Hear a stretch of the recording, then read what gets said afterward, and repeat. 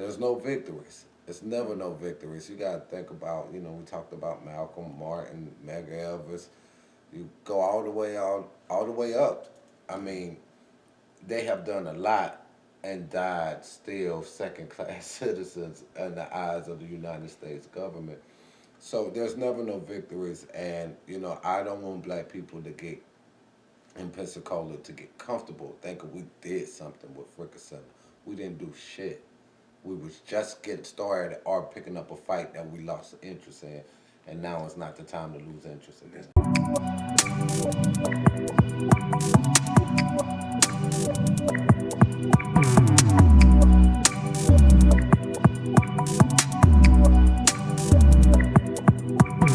Pensacola, Florida. Even in Atlantic City where I work, the city of Atlantic City is the official name. So they branded. You get a charter like a nonprofit because it is a nonprofit. And they get an EIN, they operate as a nonprofit corporation, a federal government, a state government, a local government. So the county has a charter, the city has a charter, the state has a constitution. Your charter and your business for a LLC, for a nonprofit, for a local government, for a state government, for a federal government are all the same thing. They're the constitution of your entity. You have bylaws, amendments. You have a president, a CEO. You have a governor, a CEO. You have a mayor, a county commission, all CEO boards, the legislation. Yeah. It's the bylaws. So if you create your own personal business, you've just created a government structure. So you're your own family's government. Me and my wife was talking about this today. If we create our own, we can create our own banking government system in our house.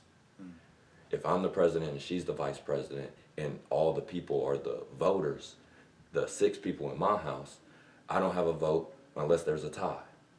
What we want for dinner tonight. But all those are tax write-offs when we have a meeting and talk about business, how we gonna pass this shit down to our kids. The EIN that the federal government corporation, the United States of America has, they have life bonds on every citizen. So when we die, they get paid. The EIN serves as a social security. So the federal government, the United States of America, what's on the back of your social security card or in front? The United States of America. The back of your social security card has its corporation number. Your red numbers are the numbers they use for your life bond. In your social security, that's the corporation number of the United States of America. So if you set up an EIN, it's the same as your social. But now when you set up that EIN, you don't have your fucked up credit history of your life that we fucked up and we ain't know about. We start fresh with this business. Right. So now you can get loans if you structure properly. You can set up as an S corporation where you tax once and not twice. You can set up things that just by setting up the entity, you can get contracts. So it's easier to get contracts from a business. So if at a call center, if I'm making $35 an hour, you could make $50 an hour if you contract business to business to subcontract your services out for the same job by not having them pay your benefits. Your benefits come out your real salary. People don't know that. You got about $20,000 more in salary that if you open an LLC, all that money can come to you as a subcontractor for every business we working for. McDonald's. Who you think they temp agent with? All these temp agencies are hiring people because they're a private business that ain't coming to flip burgers. Yeah. That ain't coming to answer a phone. So if we set up the business structures to contract with each other, there's larger pots for me to not pay you hourly, but to pay you by contracting. Yeah. Because if you get a contract with me, in the same minute that you get a contract with him, you just got 2 contracts. If one's for $5,000 and one's for $15,000, you got $20,000 in less than a minute. Yeah. But those 2 separate contracts that now you got to do the thing you contracting for. No, I can dig that, man. And the great thing about me actually facilitating running this and going back and editing everything that is shot, I get to actually go back and listen to you reiterate. So if I miss anything, I'm the first one to study this because, like I say, it may sound like hieroglyphics to me, but I say that's a pro because it's hella cons with this shit. But that's a pro. When I do have profound shit, which I tell you to your face every time I do have you in my particular presence and I have you in my platform, that I value your perspective because it's insightful and a lot of people can learn from it. Me, myself, so I do go back and watch a lot of it. But the places of the time is now. You are tuning into the lunch table. You got your boy Savo in the building.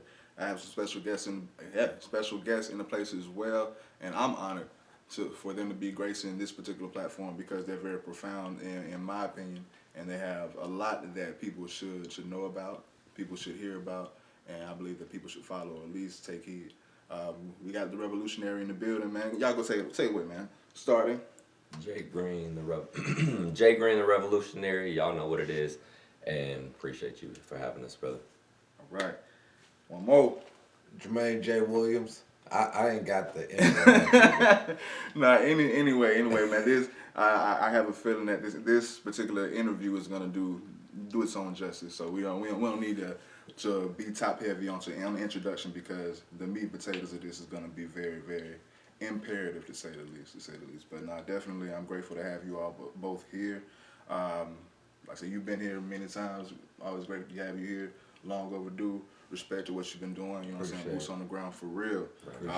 But yeah, we as far as the viewership, y'all can kind of say this is sort of impromptu, but it's been planned for a couple of days. But the reason why I had to bring them on the platform because they're doing something like I say it's very important, and I was take some cojones. You know what I'm saying? Take some real big courage to go abroad with this shit. Not necessarily abroad because y'all still staying domestic, but y'all get what I'm saying. But as far as this particular tour, I'm gonna let Jay Green take it away to bring some introduction to this tour that you all are. Is it just the two of you that has created this particular tour? Are you all traveling together to each particular stop, or you all could join and do y'all thing as y'all go? No, so really, the No Sweat Speaking Tour evolved. Last year was the inaugural, and this year Jermaine and I just kind of crossed paths in Harlem, New York. We were up in New York City. He's previously had various films, but still doing a lot in just the film industry. But I had a documentary as well as he that were both in the Hip Hop Film Festival out of Harlem, and also with that we got selected. We didn't know each other had applied. We both got selected and notified around the same time that we were going to be a part of the Hip Hop Festival Cypher this year, which is their 10th year anniversary of the Hip Hop Film Festival. So you all were booked separately? Yeah. Okay. What a coincidence. So Pensacola in the house, we was really putting on up there. And I know just Jermaine got up there before I did, so I was living vicariously through him, knowing I was on the way, and he was going to, bro, you got to talk about your stops, because we had similar but some detours, and his stuff, I was living vicariously. Quick question before we even go down the line, as far as, like say, speaking on the No Sweat Speaking Tour. Yeah. Like say, was that formed and cultivated from the revelation that you all were both booked in Harlem, or was it before then?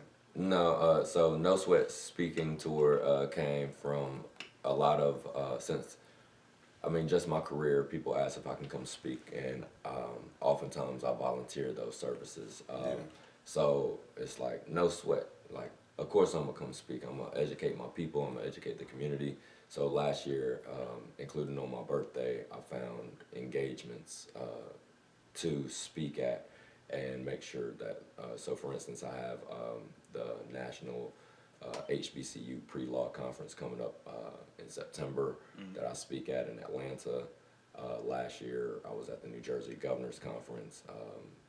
And so Harlem was one of the stops this year. And learning that Jermaine was going to be there, we had to connect and just make sure we represent it properly. But the whole play on No Sweat, like I say, it's I had a different analogy for it, but you saying no sweat in the feeling or the aspect is if sure, no sweat, I can do that. It's I'm gonna do that. Yeah. I got the initial feeling that no sweat was more so for people in reference to public speaking. So in correlation to that whole particular realm, in general, for most people, it's very hard to do and it's very intimidating. People tend to sweat very easily. So I thought maybe it was like like a tie-in to that, like something that It you is are. an underlying aspect. So Okay. I have hyperhidrosis. My hand's sweating right now. Okay. But the underlying aspect of that is, be, I have a fear of public speaking. Actually, as much as I speak publicly, I always heard Andre 3000 doesn't like going on tour because he has a fear of public speaking.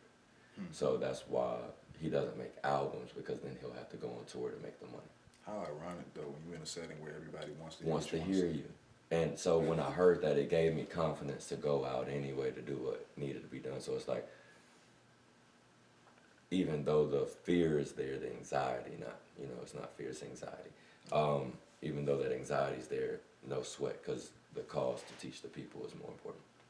So as far as you, Mr. Jermaine, once again, very thankful to have you on the platform. But before we get into your deep dive, just speaking as far as your involvement with the No Sweat speaking tour, how did it come about for you to actually latch on to this particular project, or was it simultaneous as far as its birth? It was an idea that both of you had together, or if you want to just even start on what you was doing in Harlem. You know what I'm saying? Yeah, so the No Sweat tour, I'm just kind of featured on it for tomorrow. Gotcha. And I appreciate that. Me and Jonathan, we've been rocking since we was kids anyway.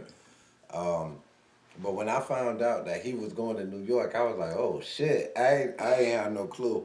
Yeah, New York was crazy. New York was extremely crazy. It was no sleep. As soon as I got off the flight, we went straight to Times Square. Met with my dog who works in development at NBC, and we had a meeting about a documentary we're working on, and then we went back to my cousin's house, who we were staying with. Me and your boy went up there with me, and shout out your boy. And my cousin is she's the executive producer for this documentary, and I'm just like one of the leading producers. And it's a climate justice documentary, which is really, really huge right now. It's a lot of money floating out there for those kind of stories, believe it or not. And she's testified in front of Congress like twice. She's one of the best in the country. If I went back to her house, she just casually just threw it around. This Nicky Barnes' old house. I was like, you know who Nicky Barnes is? I didn't. I did, but I didn't. I know about watching old like gangsters and I saw American Gangster. Yeah, because it sounded familiar, and once I said, oh, this Mr. Untouchable house. Yeah. Because of course we all remember that iconic cover, that cover that brought him all the attention. But anyhow, then the next day, go visit Malcolm X's grave. That was amazing. That was like, I grew up idolizing. I'm role model, father from the grave, if you want to say. Malcolm X, and just standing over him was crazy. At what age did you grow that? Did you take that affinity towards Malcolm X? And did you? Yeah. 6. 6 years old. After my dad died. Was it an actual speech? Was it the movie portrayed by Denzel Washington? What was it? If you can remember. No, this was before Malcolm X came out, the movie. This was just, my aunt came to me and gave me the autobiography after my dad died. So I just, because around that time I was latching on to Kennedy, John F. Kennedy. And, she brought me the Malcolm X documentary, and it was like no turning back then. I'm really a 60s baby, like, because I got respect for John and Robert F. and, but once I latched on to Malcolm X, it was over. And even before the birth of YouTube, the 1972 documentary, really, like, that was my first time actually seeing him move and stuff around the age of 10 or something. And it was really on from there. You mentioned something just a second ago in reference to the documentary that you're currently in works of producing and directing and releasing. What was the genre name that you referenced? Because I don't want to misquote you. It's like a climate justice. Climate justice. Okay, climate justice. Okay, I like that particular term and that genre classification. At one point, because I like what you said, that it's a large space and a large climate for it, believe it or not. Because at one point, it felt like those pieces or those theme pieces were almost oversaturated in media as far as selling to a certain demographic because, like I say, it's so profound. So hey, we can push out content. We can push out content. And at one point, I want to say around like COVID, or maybe a little after, but maybe a little bit before.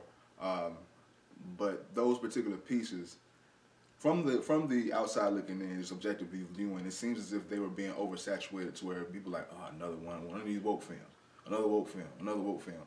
But I respect the fact that you still realize that it's still a great climate that needs this shit. Mm-hmm. Like, regardless of, yeah, they may be trying to sell this and this and that, but I'm actually trying to tell this. Mm-hmm. So I just wanted to highlight that.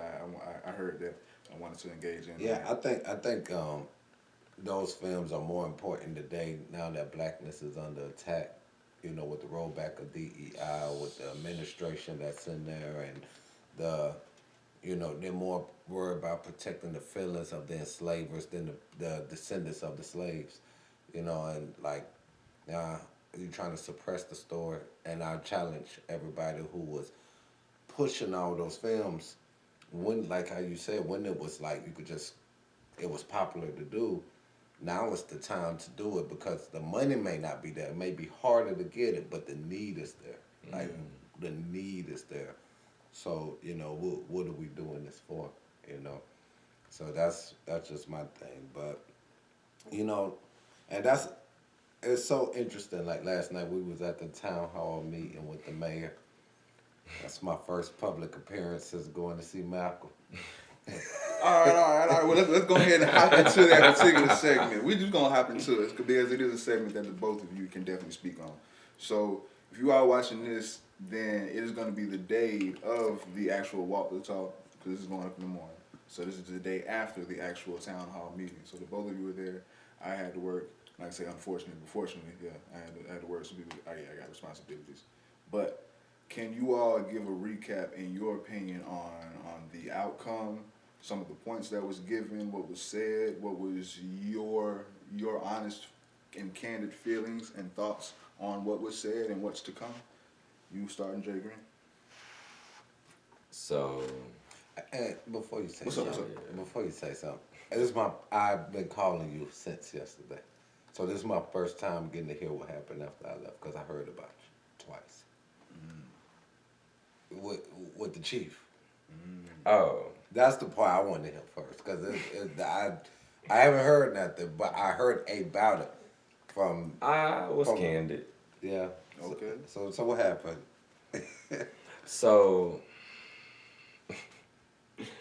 I think overall, when I hear of town hall versus a public, like town halls, I view as the public officials engaging. Like, they did engage, but I thought it was political fluff. This is where the people that have something to say or know what to say actually can come and say the shit. Yeah, but I feel the officials are supposed to respond with more than the political fluff of stopping the moment. Like, we heard you express yourself, now go sit down. We're going to say this to appease the moment. At least pretend to be engaging and that you understand and you're being. Well, they were doing that, but okay. It's like, what's the call to action afterwards? What's the launch? What are we doing from here? Okay. Y'all just came and heard us, and now what? So, depending on the follow-up. Now, I will commend the acting chief. She does want to follow up, and she wants me to meet her command staff. But this is what I said. This is the only point I wanted to make, because I've been very quiet regarding Chief Randall being terminated. Now, I don't know why people tell me information, but people tell me information. And I'm the person that tells information people tell me when it comes to government doing right. Yeah. Right? A lot of people fear this good old boy system, so when I started, I said, y'all know we live in a good old boy system. And understanding that, they didn't acknowledge it, but the eye contact, like, you understand where we are in Pensacola. My comment was that as acting chief, because there were two segments. The first part I said she made a comment in rebut, and I went back and clarified something. I told her the comment she made about the chief not being internal. He's from Pensacola, and the fact that, and she clarified that her statement meant internal from the department. I was bringing up the fact in that, and the mayor said he didn't have a contract, which this mayor would not have. My whole thing is the fact that when the mayor took office, he had a transition team, right? The transition team is he gets a new city administrator, he fires the old people of the administration, he gets new people. Donald Trump did it, every executive. So a police chief is no different. People don't know, and Bertie told me plenty moons ago, after I was co-chair of the Pensacola Police Advisory Committee, someone confided in me that the chief had a contract that he could not hire or fire anyone of the subordinate chiefs, like the deputy chiefs and all that. All those staff had to stay in. And that was a conversation between Grover Robinson, who was the mayor who appointed him, and likely one of the city attorneys to put it in the contract for hiring, and him. So it's not fair that he had a metric of measurables based on not being able to, but the mayor did agree that anyone that comes into a new administration should be able to say how their ship is ran. They shouldn't be compelled, and he didn't have knowledge of that being in his contract, but he said he didn't have knowledge of that being in the prior mayor's contract. He shouldn't have spoken that, because I saw that contract, because the person who told me sent it to me. It's public record, and that's why they had it. And they said, what executive doesn't hire and fire their own executive staff, appoint their own people? So he was set up from failure from the beginning, and that was acknowledged. Someone that would be in that position would be set up for failure. So the chief said, the acting chief Brown said, and for 30 years I get it, but she said it meant that it didn't come from someone inside the department, not from Pensacola, someone who knows the department. So I got up and I said, please know that the same sentiment you have about an outsider coming into the department, the community who I represent and who are police like me feel about y'all coming into our community. Sure. So please have the same level of sympathy and empathy for us feeling that way about you. Yeah, just a tad bit of grace. That was my statement. I heard about it. I heard about it. And, you know, I took my dig at her, too. I mean, it was fun, man. I had a great time. But if she's been on the force for 30 years, I've seen her of past, but the community doesn't know you. And I appreciate that she's about to retire. She said she's trying to implement things that for the people that are going to be there on the command staff, and what she's trying to implement before she has to retire, because it's like David Alexander when he was forced to retire. She's trying to implement things that can be lasting beyond her. So she does want to collaborate beyond what we see. I believe it when I see it. I concur. As far as just doing things or more things for the community, in the town hall meeting, just more focused on the recap, was there any points or anything said in regards to continuations on plans for Fricker Center? Was anything shared or explained or expounded there, or was that even mentioned? I heard the name Fricker Center, but it was more like in passing.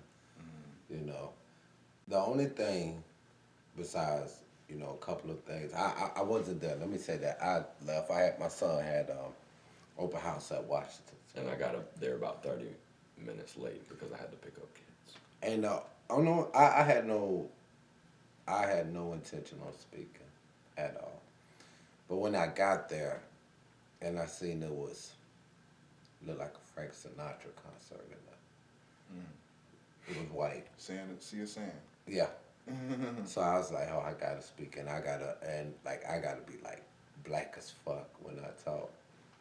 And I did, you know, but my thing was, what was made very clear to me is the problems that the people that have invaded our community, they came there to talk about trash not being picked up. trash on their corner. Problems we would kill for. If that's all you worried about to bring to the mayor, we worried about getting pushed out. We worried about making sure Fricka Center is represented well and staying to the community, making sure Addis Court is not getting knocked over for some, you know, making Addis Court and that area, my area, look like the 10 yard, how the 10 yard is currently.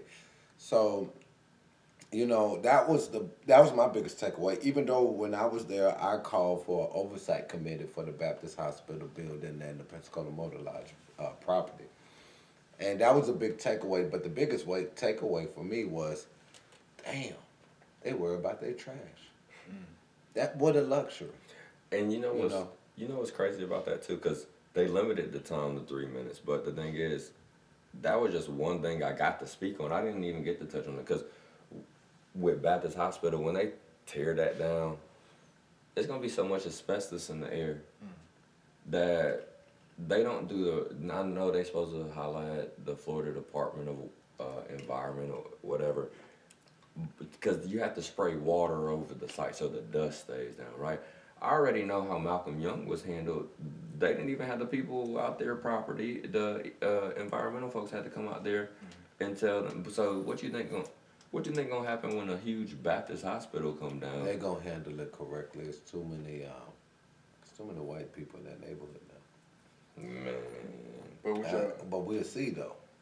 they don't care nothing about them. They letting them build a hard rock on a contaminated sewer poop plant. is that, All is my that, granny and her friends got cancer who live down there. is that supposed to be where the New World Landing is? No, it's gonna be the where Maritime Park is, the green field across the everybody. It's in that the green field so green because it's fertilized by all the city of Pensacola poop go down there. They used to be the shit factory. They didn't reroute them pipes. They just go to North and Cantonment. They come down there to go back up north. But in reference to the town hall meeting, because of course we're talking about it now, and y'all speaking about Baptists and plans for Baptists and proposals for Baptists. Was there anything said as far as what they propose that they're going to do with Baptists, other than tear it down? Other than tear it down? I mean, affordable housing, you know, just the run of the mill stuff, affordable housing, and you know, just I don't really listen to what they say because they're a bunch They of liars. changed the game. You know what I'm saying? Like, you know, we just got to follow that paper trail. And to me, it didn't even matter what they said. Like, that's why I was like, we want a oversight committee of what's going to happen in Baptist, and you need to put people from this district, from this neighborhood, on that oversight committee. And that way we can see what you're doing. I don't want to hear about what you're doing. I don't trust you. We always get word after the fact. Yeah, I'm gonna tell you The what, decision, and right? I really mean this, and I said this before, which helped spark off all the eyes and all the movement towards Fricka Center. If we wasn't there that day, like they weren't expecting us. I mean, nobody knew about the live and the word being spread. There was, and you was front row, right? You was right there next to me. And dude was like, oh, we wasn't expecting all this many people. Of course. It's normally 12 people most. Yeah. You know what I'm saying? And then they was gonna do what they wanted to do because at that point, they fulfilled their obligation. They asked the community, and if that would have went like how the town hall was yesterday, Last night, yeah. it would have been. It would have been The terrible project would be for Fricka Center. moving already. Yeah. And so then now that eyes are on them, all of a sudden know what we really want. Nah, they're not gonna tell us the plan, and then, you know, even places like Fricka Center, all this stuff they're getting all this money on, they're getting it on the backs of us with them grants. You know, they're using the data for the have-nots and spending when they get the money, they're spending it on the people that have. You know. So it's a crooked game. It's a crooked system, and you know we just gotta. There's no victories. It's never no victories. You gotta think about. You know we talked about Malcolm, Martin, Medgar Evers. You go all the way up. I mean, they have done a lot and died still second class citizens in the eyes of the United States government. So there's never no victories, and you know I don't want black people to get in Pensacola to get comfortable thinking we did something with Fricker Center. We didn't do shit. We was just getting started or picking up a fight that we lost interest in, and now it's not the time to lose interest again. That's definitely what I wanted to interject or Yeah, segue into, because I feel like that just correlates to just the fight, just at in a larger scale, just classifying it as that, or just fight for what's right. Initially, if it's facilitated right, of course it's going to start that initial uproar. It's going to be like a flame. Flames die out. When it comes to that third and fourth meeting, that's when you actually get to see, okay, who, I'm not going to say it's not important to most people, but who this is really for, per se. But initially, what I wanted to emphasize is, which another reason why I have you all on my platform is because for the most of the people, well, I guess we can say ignorant or naive, but a blissful one at that. But by looking at just the headline or the optics and saying, yes, we want to turn this into affordable housing, and people that see that and be like, yeah, we need affordable housing, and say that we're going to do this and this and that with this particular property, and it's on the surface, for the people that are not necessarily like just well versed into this and know the context and contextualize, and they just see the headlines, affordable housing. Yes, there's a lot of homeless people. They need that, and we wait on that. Why is it so important that we not necessarily don't initially trust that, but we need people that can facilitate more context, because as you mentioned earlier, we may not always be able to trust that. Yeah, affordable housing doesn't always mean affordable. It's fake. It's Yeah. not real. Yeah, it's man, what they can do with words is something else. You know, And fine print. yeah, fine print. Affordable housing is not. I Credit tell you scores. what, like, I'm not doing bad. I ain't doing bad. I ain't rich by no means. I work in mental health. They don't pay us shit. And I can't afford them affordable houses. I tell you that. And you know, you gotta just be careful with any kind of words. You know, hell, if you ain't know no better in 2004, you were thinking the press had you thinking that black citizens of Louisiana were refugees. So you know, it's just the way they do things with words, and you know, so They yeah, come from No. Haiti or something. Affordable housing. right. Yeah.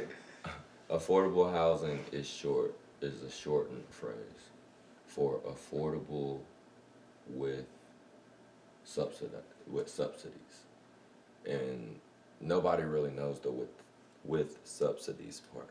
The subsidies that the developers get, and I've had a mayor tell me this. The subsidies are what make it affordable. So the developer gets no taxes. The developer gets all these breaks that are supposed to be passed down to the home buyer. So like when you see in the 10 yard, and you see at the old Hallmark School, and you see at what they did at Aragon Court, all these spaces, if they can, over by 10 yard, them houses was supposed to be 150 to 250 starting, and when they opened, they was starting at 275 upward to like 450. The average income in Pensacola is like $35,000, $38,000. Who's buying a house like that? Yeah, affordable When you talking about the black dollar, they're not paying us the executive salaries to move into middle class homes. That's not where the mayor lives. The mayor live over by Sanders Beach. His house like 1.3 mil. Yeah. So what's affordable to who? Right. And I definitely don't want to keep y'all here all night, so we can speak in this for days, because we know how engaged we can be. But now we're gonna highlight Mr. Jermaine Williams, man. Like I say, first time on the platform. You mentioned just a second ago you work in mental health, and also you work in film as well. You created and produced a film that highlights and speaks on mental health. It's clinical. Can you for one, I just gave the name away, but can you speak on that particular movie? Why you felt as if it was important for you to create? Was it a autobiography? Was it just an idea that you just wanted to facilitate and project to the masses in a way that they can receive? Was it something more personal? Just give your insight and your inspiration behind that particular film. Yeah, It was like based on me, and then I end up acting, starring in it, and I am not an actor. You would never see me act again. I just didn't trust nobody with that role. Yeah, but who could play you better than you? Hey, Like, that's yeah, true. it'd be But like that. but it was like more like a comedy, lighthearted but serious issues because I feel like I feel like especially in the black, because the stigma in the black community is bad, and I feel like mental illness and substance misuse holds people back, and nobody wants to be labeled as fill in the blank, bipolar, whatever, but they don't know what it looks like. They just know what people say, and it has a negative connotation to it. So what I did was, with my three diagnoses, bipolar 2, intermittent explosive disorder, and PTSD, I made those characters that only I could see, and they influenced the way I act. And hopefully people could find themselves in me on screen or in real life to see like, damn, I do that shit. And then, it ain't bad because when you get it under control, you advance in life. When I got that intermittent explosive disorder under control, I was a dangerous man. I got fired from a lot of jobs because of intermittent, not no bullshit jobs like working in human resources at a facility, Amazon, and then working at a aircraft mechanic shop, like making great money, but just cussing supervisors out because I didn't know how to handle my symptoms. Yeah, man. So that was At least you wasn't stealing free meals. No, go ahead, bro. Yo, but I gotta, that hit home though, dog. That hit home. I gotta thank I'm you. over here trying to cope. It sounds like the beginning of a Friday movie, dog. Legit. Still in boxes. But I gotta give you thanks too, because the intermittent explosive disorder, I spoke with my therapist and my psychiatrist. Like that narrates, but it does help when you understand narrated aspects in my life, that it helps me in ways that I cope.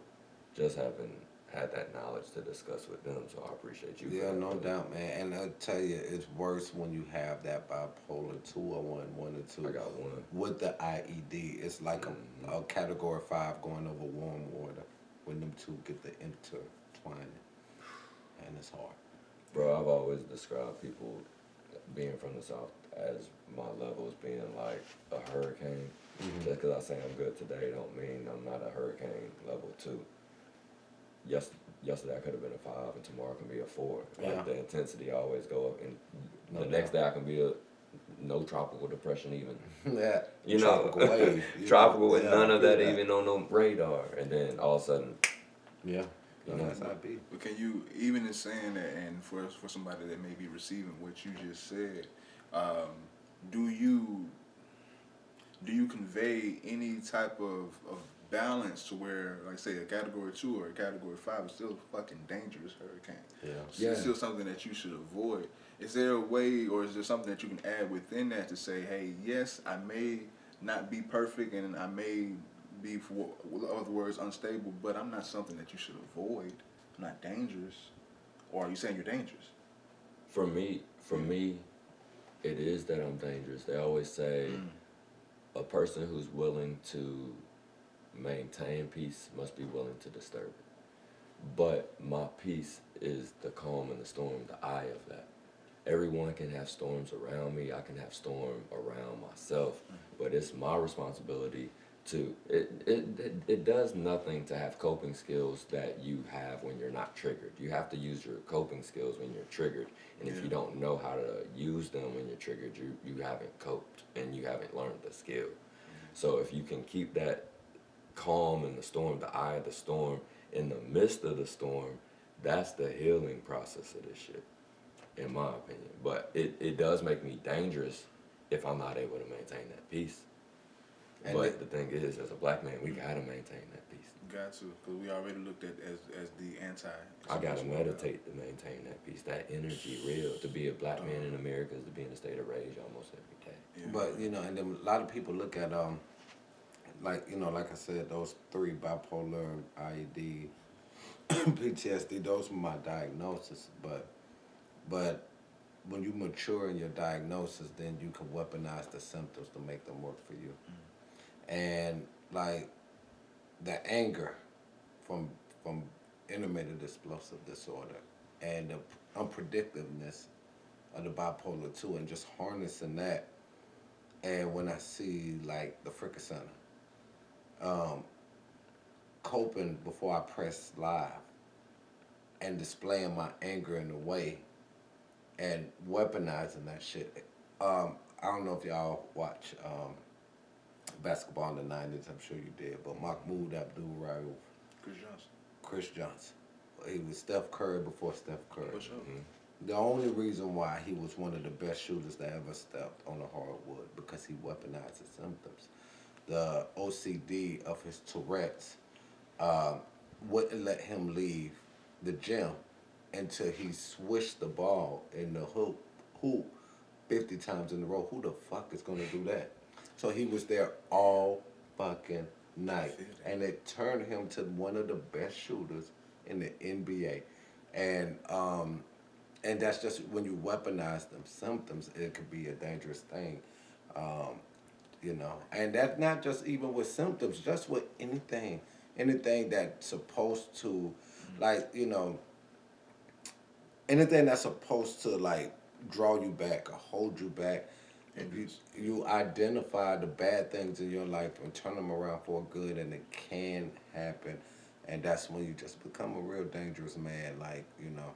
And that's where I also humanize us too, because the difference between the animal and who we are as human beings is the ability to harness that aggression and anger to focus on achieving a specific task. And to be revolutionary is to achieve liberation, even fighting for people who don't know they need fighting for. You know, so harnessing that aggression. That's honestly what got me through law school. I stopped watching TV back in 2015, and playing video games, because every time I saw a Trayvon Martin verdict or a Sandra Bland or Mike Brown, that was that whole wave during 2013 and 16.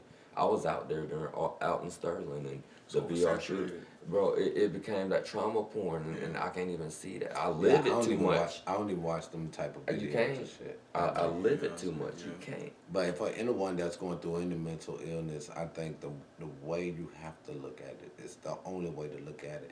That if you having a bad day, it don't mean the sky falling. If you having a great day, it don't mean you heal. And neither one of them motherfuckers got nothing to do with tomorrow. So you just got to learn to reset. Let yesterday to be yesterday. Let tomorrow be tomorrow. And keep everything 5 feet in front of you. You know, you're going to have a relapse of emotion. You know, nothing gets under my IED skin like my heart. So when my girlfriend say some shit, I lose all coping skills. I lose everything, and I snap.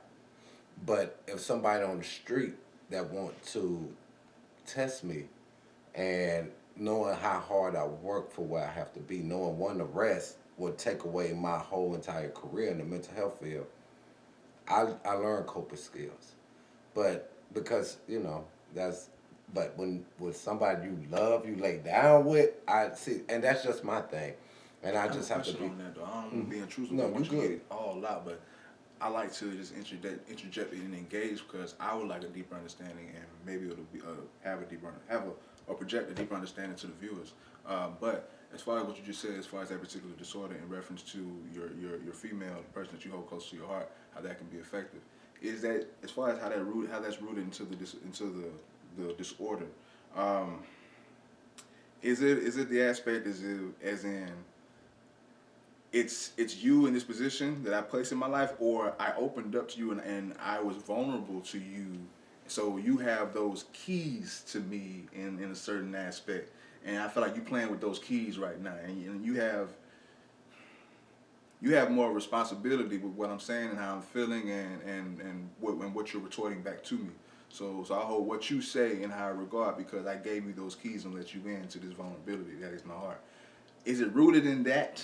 It could be rooted in both. Okay. You know what I'm saying? It could be rooted in however you want to. Because, like, look, you can think of it like, nigga, I done did all this for you. Yeah. Like, because nigga in the street, you know, they just woofing. Yeah. And you recognize it for what it I is. don't give a fuck about them. I don't care about you. Yeah. But I let you in. I let you in. Yeah. You my like partner. That's the You main know my thing. deepest Oh my God. fears.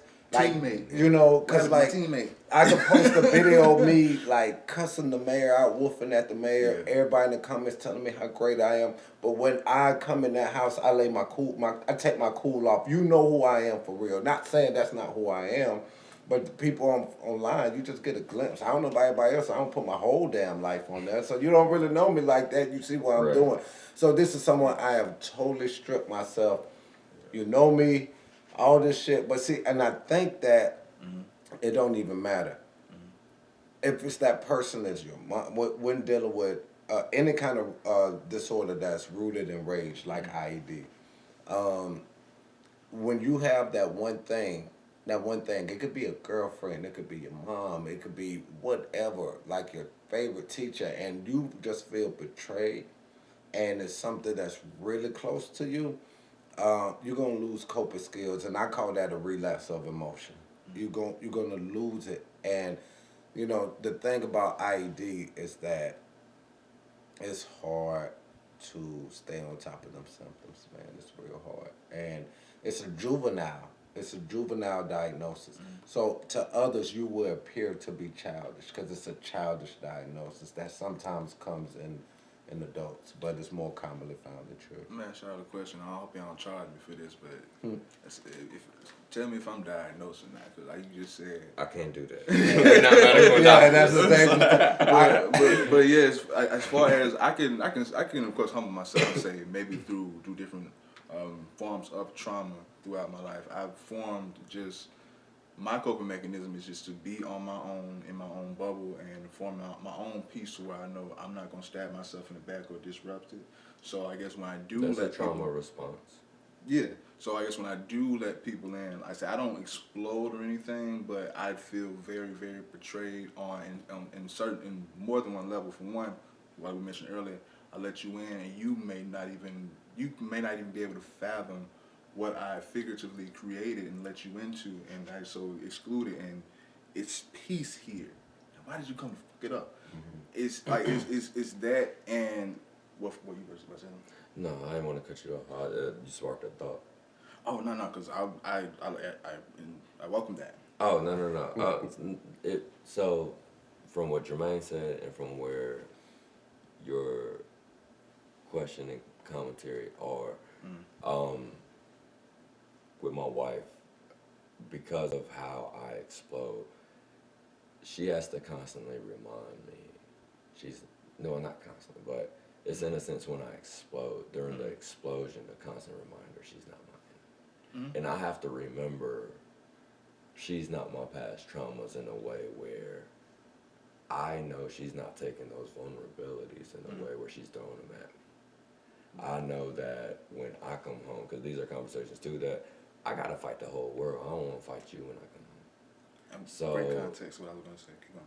And not fighting you when I come home. If I allow you to rest in your full femininity, that means it's not that I'm taking my hardened masculinity off at the door for the world to show those vulnerabilities, but I need you to not come at me like you've been dealing with the world all day. Yeah. I believe that when that aspect, because we send our black women into a world where they have to be dubbed angry black women, and society sees them as that. So when they come home, how do they rest in the energy where we're not also attacking them too? For sure. So having an understanding of how my explosive, enraged demeanor can be, mine comes from a sense of feeling disrespected because people don't let me get my full statement out of what I'm simply trying to verbalize. Being a black man who has bass in his voice and I'm told I'm yelling because I'm using this volume but it projects in a small room. It's hard when people tell you yelling and then you have explosive aspects that you yell to show the difference between your now normal and what a yell could be. So don't make me go to this place because I'm not even there. Yeah. You taking me there by disrespecting the aspect of, and I feel a lot of people, black men I've been around, we feel disrespected when we're not allowed to voice our opinion.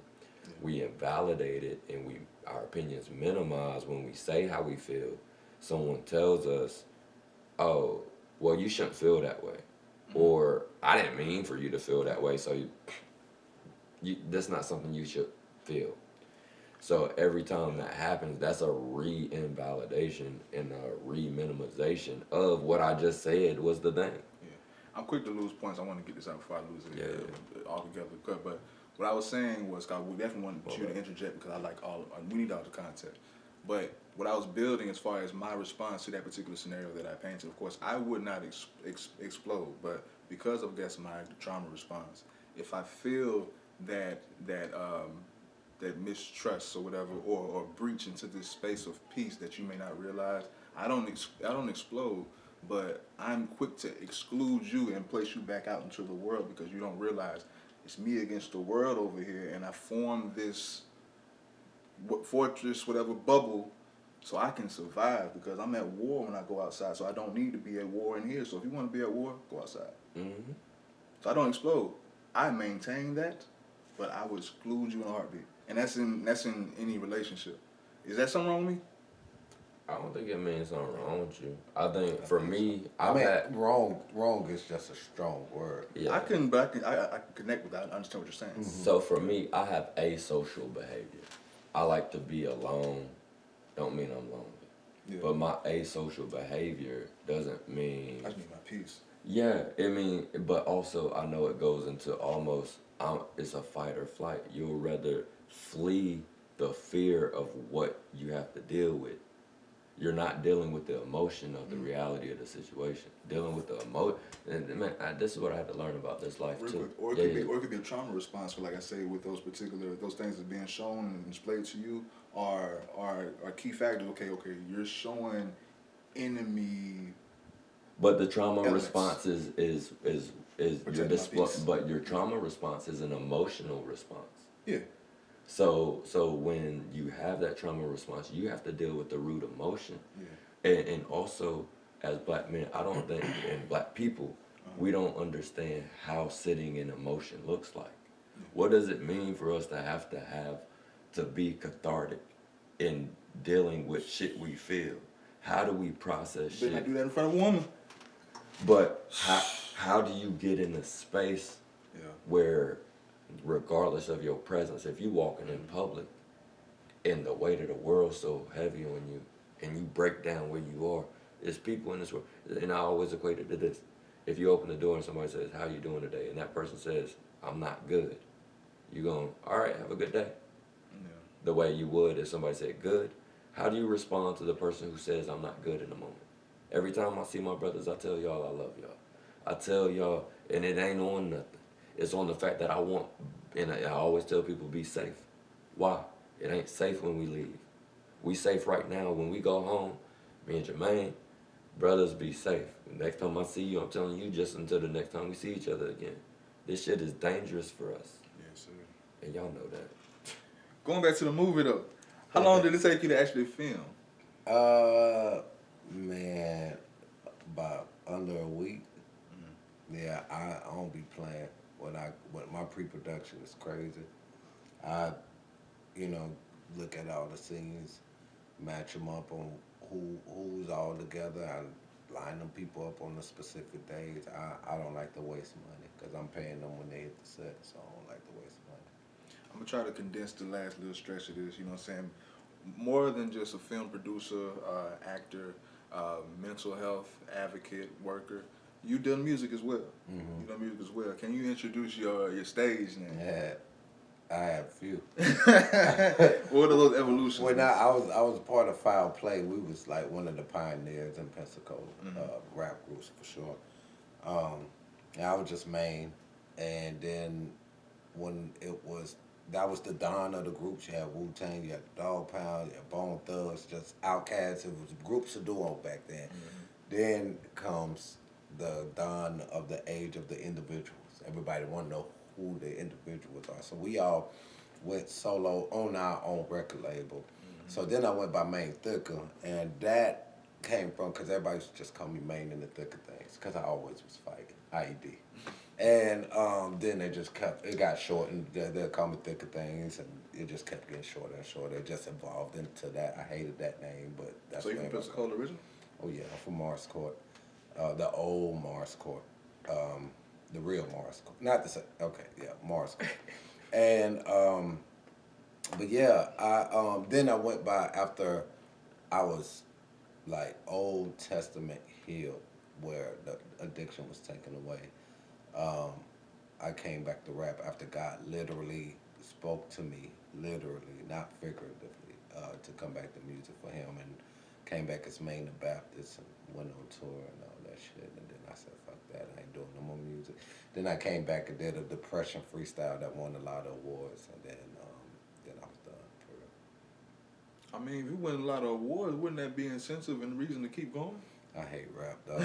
I've been rapping since I was like 13. What am I, 43? Yeah, I fucking hate that shit. Well, in reference to that particular time span and duration, how many albums would you say you've been a part of or released? Oh shit, bruh. We have Foul Play Black Market, The Underground, Guild of Assassins, Danger Zone compilation. Then everybody's solo albums, Lord have mercy. I know I did a lot of shit with like Boneface and them, and then there was Maine the Baptist, and there was some folks I did with New York out in Jacksonville. I don't know, I ain't no fucking telling, dog. His when Jermaine the Baptist track was on my documentary, is the intro Oh, and that outro song. sure was. Sure I was. never knew. Sure was. That was a huge record and video. That The was fly, only bro. thing that really like stopped that momentum was "This Is America." Yeah, Josh Nigga. That did come out. Yeah, we came out with the video like within a week, and my video was me. Your shit was so fly, bro. It still is. The KKK had kidnapped me. You ain't no machine behind you, man. So it's hard. No, but I'm gonna tell you what was crazy. Facebook shut my shit down. And I had to, DJ Neutron, everybody was sharing it, and they would not let it get past that algorithm. But the video was the KKK kidnapping me, and watching all my political moves that they were seeing on YouTube and stuff. They had me tied up and threw gasoline on me. And right when they was finna light me on fire, I woke up. He was 6. How old were you? Like 10? I don't know. He wasn't that size. And he woke me up, and I was like, man, I told him I had a crazy dream, and I started to tell him. He was like, well, I was finna wake you up to let you know Donald Trump won last night. And it was the first time he was elected. So it was a crazy video. Yo. But it was dope. It was dope. But I think my most spotlight moment, I ain't gonna say that, because that's some bullshit to say that in a rap career like that. But my solo spotlight moment was on the Pensacola Cypher. What year? The one with J Ski, Boneface, Big Bone. Like 8 years ago? Yeah, something 2010. Oh no, way longer than that. Then. Yeah. I was still on cocaine, man. I was fucked up on that shit. Like my opening line was, they hyped you up pretty good, step off in the ring, bitch, I'm a king, no Martin Luther, no dream. Nose kinda dirty, but the cocaine is clean. I popped that Malcolm X, I'm rolling hard by any means. Like everything was just drug related. Like I was infatuated with it, so no. And even cause I'm so engaged and I can pivot and this and that and this and that. You just opened up a whole realm of conversation. Of course, you're very candid and transparent about your addiction, of course. Mm-hmm. I'm pretty sure it's easier to do that, being that you've overcome it, of course. I imagine. Yeah, definitely. How long were you suffering with that?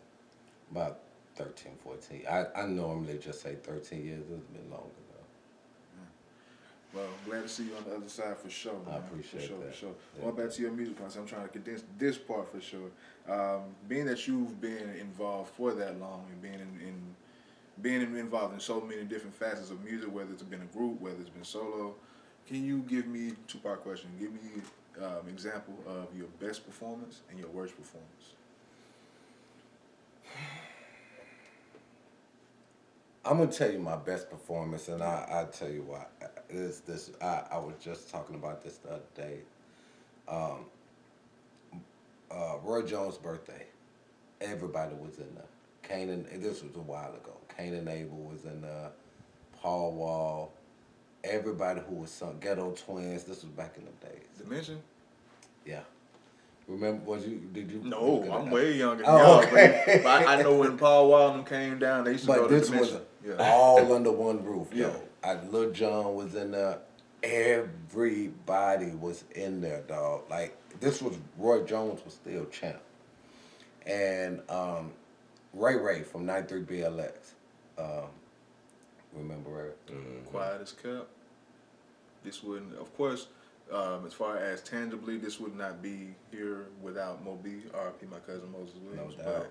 But My big brother. But my mom taking me to meet Ray Ray when I was like 6, I say that started this shit. For real. Mm-hmm. Ray Ray was one of the biggest believers in me musically, man. Yeah. So they had a freestyle competition. And again, it's just celebrities, everybody in the building. Paul Wall hosted the freestyle competition. I think I'm rolling on 2 pills. I'm like actually doing this shit, like crazy shit. And Ray was like, listen, if this shit get boring, I'm gonna call you up. The shit got boring. And I forgot he told me that I'm in the middle of smoking a dirty and just fucked up. And the girl, he was like, hey, they finna call you. And he just called my name. And like, I just went up there and I just freestyled off the dome on the Ludacris beat. And the whole club, like once I started rapping, everything went silent. Nobody moved. And I still remember the beat, that Ludacris Splash Waterfall shit. Freestyle friendly. And one thing about that ecstasy pill, if you can rap, you're gonna be a god. Like, it's just gonna push you. Like, it's like Limitless, that movie. Oh, damn. I was on 2 of them bitches. And I was already one of the best freestylers. I killed it. And once I was walking off stage, like, I was trying to go back and get at the girl. Man, Paul Wall cut me off, asked for my number. But that was my best performance. My worst performance, I got so many drunk. Okay, so one night, this is so embarrassing to say. Yourself. Oh my God. I was on the ecstasy pill, cocaine, and codeine. My body didn't know. Fast or slow? Didn't want to know what Up it and wanted to down. do. Like, it was, it was dangerously, I could have died that night. I just didn't even know it. And I had to rap. It's fucking terrible. I don't even remember it. It was terrible. I heard how terrible it was. So, in my mind, it never happened. Rather you rap than drive in that state, but damn. That was crazy. It was a crazy night. But, yeah, and that's the thing. And, you know, even if you ask Boneface right now and you say, who was the craziest performer out of Pensacola top 5? I know he's going to tell you me top 2. Like, I just, my performance, and that's why when it goes to public speaking, when I'm talking to the mayor, when I'm talking to anybody, rap prepared me for that. So. Good segue. You know, before what you just said before that, good segue, because we're going to condense these rapper questions. Give me your top 5 all time, dead or alive. It doesn't have to be local. Just as far as your ear, what you like. What's your top 5 dead or alive? I feel like you are like a lot of the music that I like, because and it's clinical. I like the soundtrack, whether it's licensed or not. It's like, I still like the playlist. I'm like, he got Liberation in this, bro. No, not Liberation. You had Spodiote. I'm sorry. Spodiote. You had Spodiote. We had Liberation and something else, though. Yeah. That's my favorite song. Yeah, that shit hard. I have to start, man, like, number 5, Mac from No Limit. Okay. The Camouflage Assassin. That murder charge really, like, derailed him. He's out now, but that's my nigga. And he didn't commit that murder, dog. And he fighting for criminal justice. Anyhow, we kept in touch while he was in jail. Damn, that's such a hard question. All right, this no particular order. Mac, No Limit. I don't listen to this nigga, but I recognize the motherfucking skills. Nas. Yeah, when he did that one rap and everything was in reverse, it was over with. Number 3 for influence, for style, for what he did, for everything like that. Tupac has to be number 3.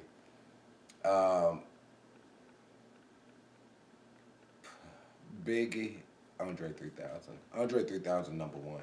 It sounds a little politically correct, more than subjective, which I would want more subjective, but I'll take it still. Well, here's the thing. I want your list. My list, just Yeah. like, so what Your top five. My top five, like what I listen to right now. Yeah, of all time. Cause you say, cause like you giving flowers, I understand that, but you say you don't listen to Nas. I don't put him on your list. No, but, well, because when you say like top five rappers, like what, Yeah, so when I hear, okay, artists. Artists, all Okay, time. because when I say rappers, subjective. because you know some of the best rappers make the most terriblest songs, you know, but you like, you can't This have rap. happens because even talented artists can have creative missteps, chase trends, or make choices. Mind your business. Drake. Drake. They gon' insert now. But I see what you're saying though. No, let me. You know what I'm saying? Now, if we're going specify. artists, Yeah. Bone Thugs and Harmony. They Okay. like I'm gonna put them all together, Okay, yeah, but take it. more specifically, motherfucking Crazy Bone. Crazy Man, Bone was Crazy my dude, Bone bro. is like if you really listen to them boys, that's why I found I start rapping because of Bone, but Matt showed me like not personally, but just listening Yeah. to him showed me how to harness my style. So I go for real, Mac, Bone Thugs, Andre 3000 is always gonna be number one.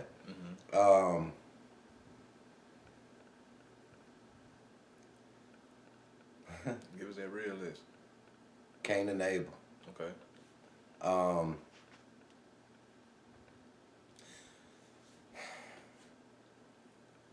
Damn, dog. Last one, and I give you an honorable mention, if that'll be easier. Okay. You need to fit somebody in. And I know what, on the drive home, I'm gonna be like, fuck, I should have said that. But definitely, got to go Bun B, man. I got them Bun B, UGK. UGK. UGK for sure. R.I.P. Pimp. R.I.P. Pimp. Well, that'll wrap up the artist questions. Going back to the both of Scarface too, I'm sorry. Hey, ghetto Honorable boys. mention. Ghetto boys all together. Yeah. I feel like I'm the one that's doing dope. Yeah, but hey, that Last of a Dying Breed album, nobody talks about that album from Scarface. Because he was upper One of the age. greatest, man. Shit was fucking crazy. But this is a general question. It doesn't necessarily just in reference to music. You can answer it in reference to music, but just in general. And what's holding Pensacola back?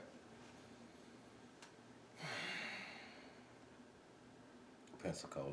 Yep. Yeah. Pensacola. And, this one thing I fucking hate when people say in this city to combat that is what they have that everywhere. I do hear that. They do say that. Jacksonville. My son from Jacksonville, my second home. Got young. I could go on and on. Young and Ace, Fulio, Lil Papa. You just go on and fucking on. They do have that same crowd. Like, I ain't gonna call it crowd, but Jacksonville could possibly hold Jacksonville back. But guess what? It didn't. Them boys broke out.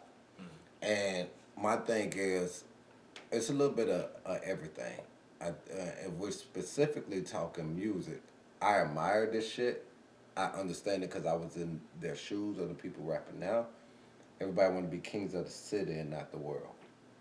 And it do mean something when you're the king of this motherfuckers, because Pensacola is the realest place on fucking planet Earth. And when I say real, I don't mean like most gangster, most lavish. It's just real. That's why when you see motherfuckers lead this bitch, they do so fucking well no matter what field they are, because this is a fertile ground that shows you how to take the fuck off in whatever you want to take off in.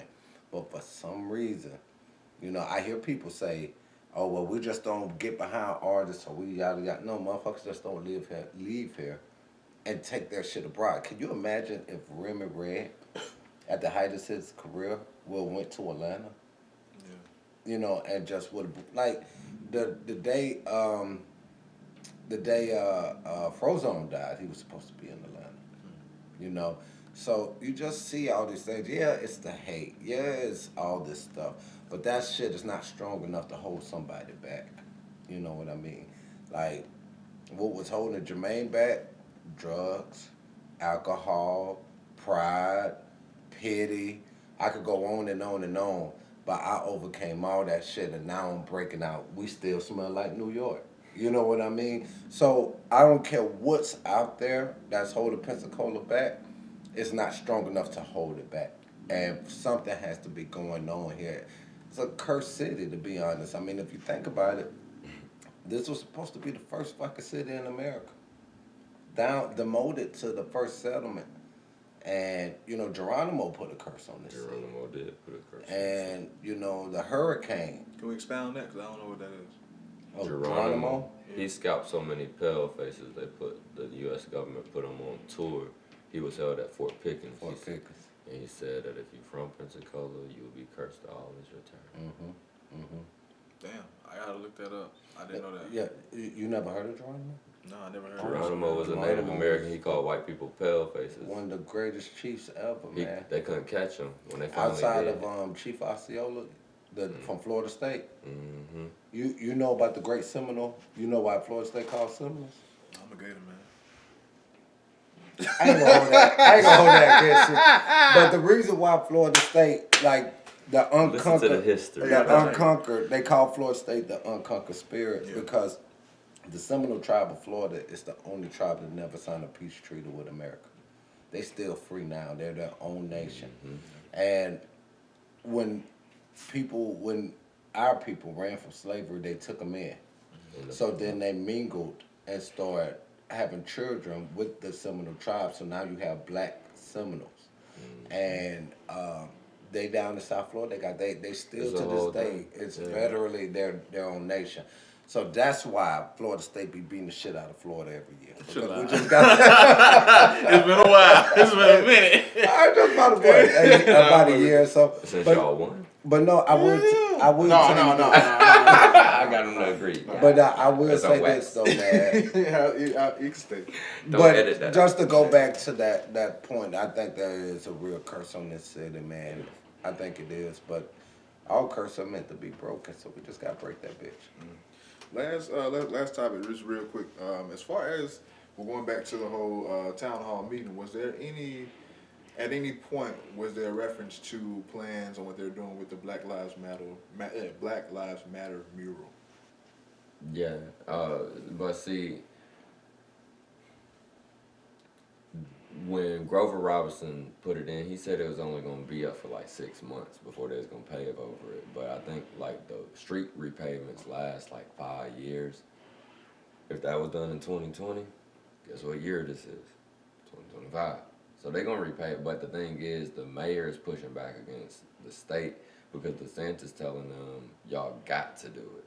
The mayor like, we ain't had this in the budget right now. Y'all pay for it. He said, if y'all want it done, y'all do it. So the mayor playing hardball with them because Trump and DeSantis telling him to get rid of DEI on the streets. Because it ain't just here. They got rid of the Pulse nightclub shooting stuff down in Orlando. Like, they painted over the sidewalk stuff they had down there. And they doing it everywhere. But our mayor's pushing back. But the thing is, it's other things we can push back on. I do not Trust that this shit. individual. Well, I'll tell you this, that shit didn't bother me, man. Everybody was in an uproar, and I saw my name getting tagged on WEAR, the thing in the comments. It didn't bother me. I was a little more disgusted that people were getting bothered by it because which one you rather have, the paint on the street or losing the fucking neighborhood? Yeah. And that was our neighborhood. That motherfucking neighborhood is damn near gone. And like, I want the fucking block. I want to be in control of that block. Not me, but us. I want us to go back the way it was. I want, you guys, them motherfuckers putting all that money and resources in there because it flipped. But when A Street was motherfucking A Street, and it was a dangerous street, but, you didn't give us those resources to help clean up our community. Mm-hmm. So, I think it's very profound to just let you know. I think it's something that people should be enraged by, but not for the reason like, oh shit, they take a Black Lives Matter off the street. It's the final curtain call. It's the motherfucking spit in the face after they beat your ass. They took your neighborhood, then took the Black Lives Matter off the street. Your life don't fucking matter, and that's why your ass ain't here. And to me, I will get more upset about people losing their home and we losing what's historically was ours than some motherfucking Lowe's paint that say something that I already know. And You know. I'll be very transparent. My Masonic Lodge, Excelsior 43, is right there. And I'm a member of Kappa Alpha Psi, which is right there between Morris Court and Addis Court.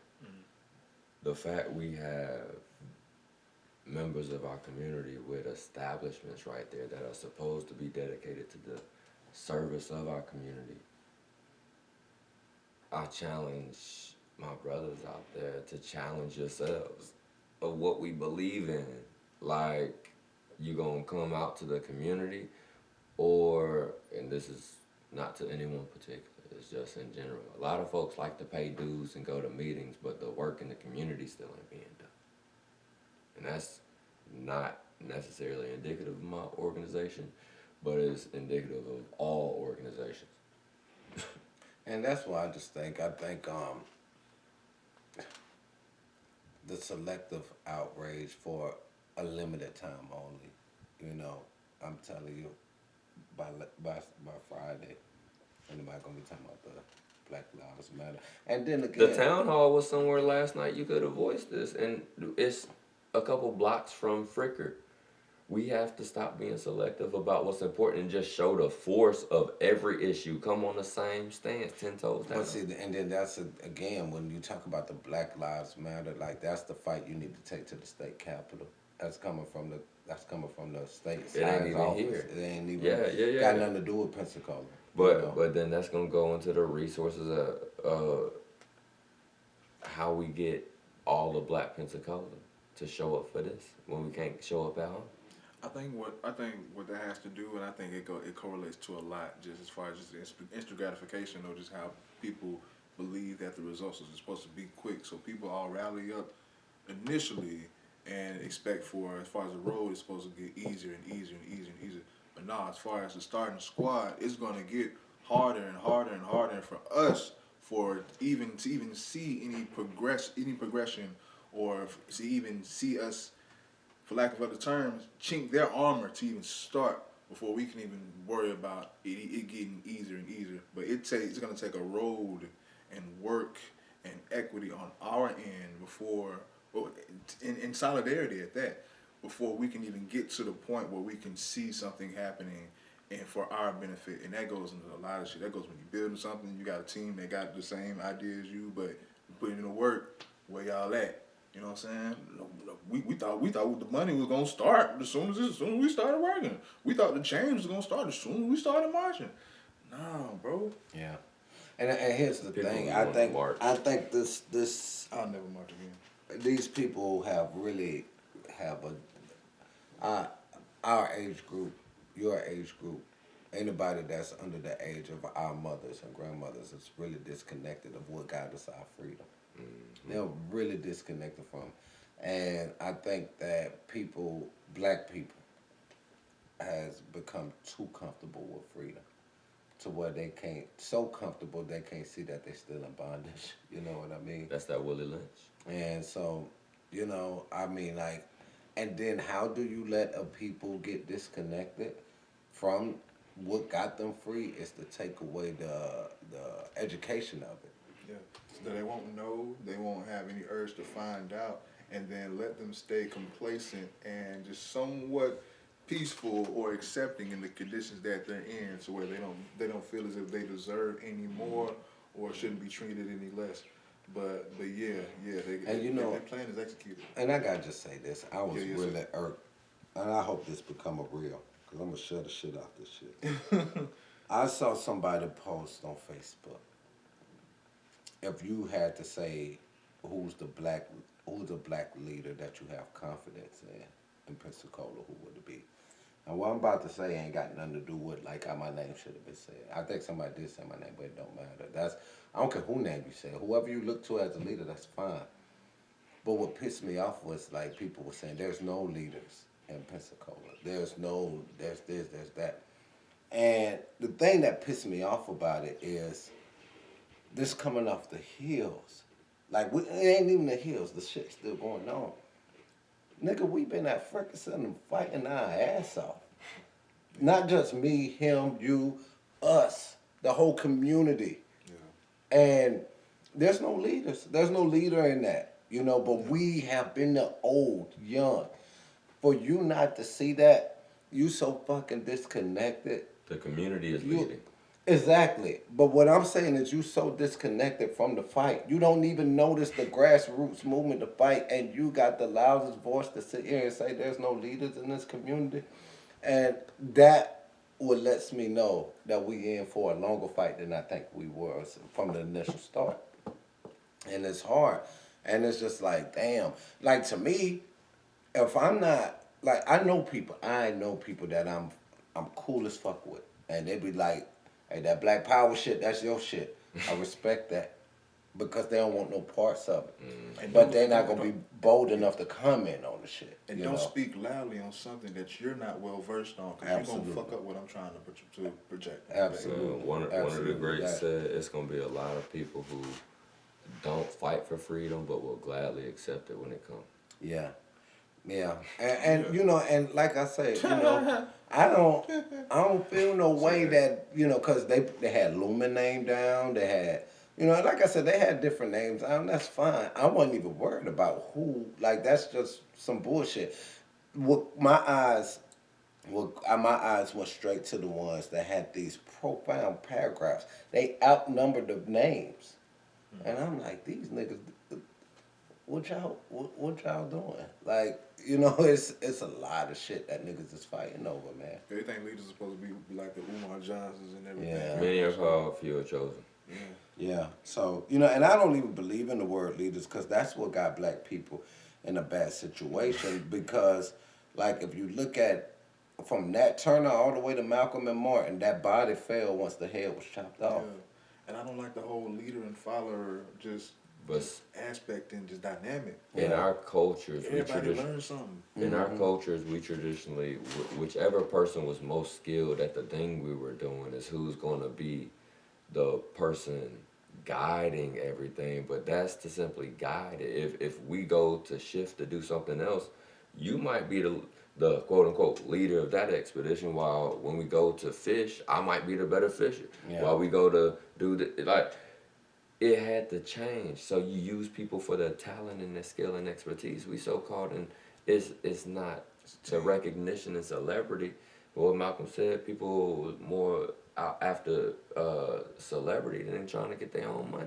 And when you look at me and Clarissa T and Jay Garrett's and Haley's group chat, and it'll be abundantly clear there's no fucking leader.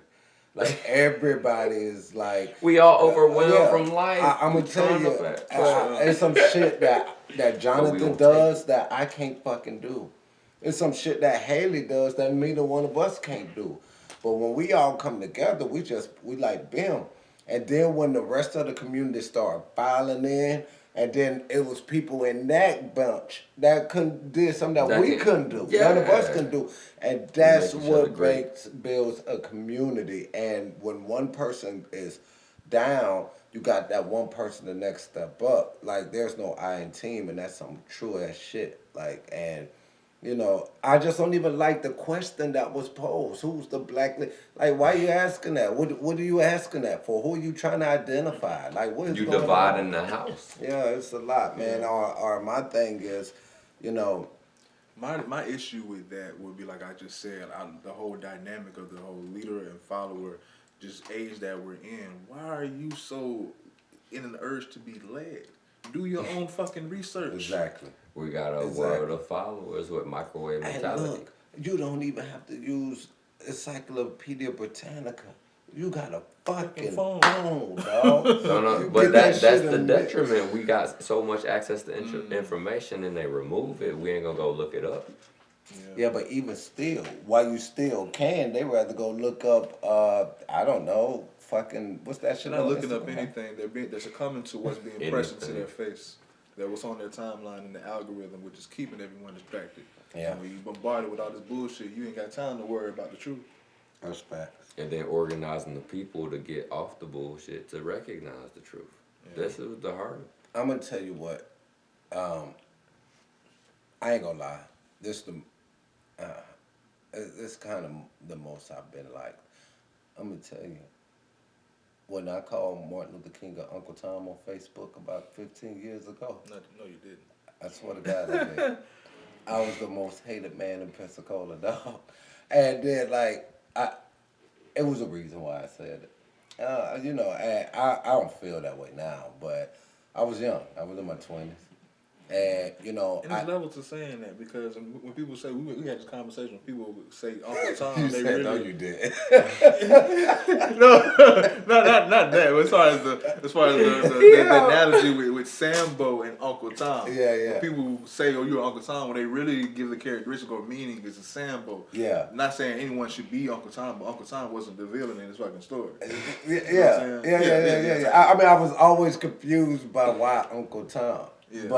But I mean, I run with the. Yeah, I called, man, let me tell you something. This was when Facebook first went from colleges to public. Mm-hmm.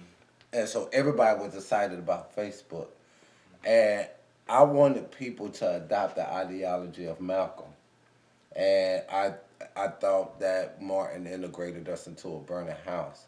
Mm-hmm. And I said, Martin Luther King is one of the biggest Uncle Toms I know. And that just was, oh my God, boy, the fighting that I had to go through.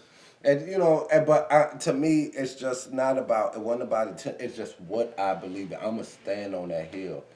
And I admit when I'm wrong, too, as well.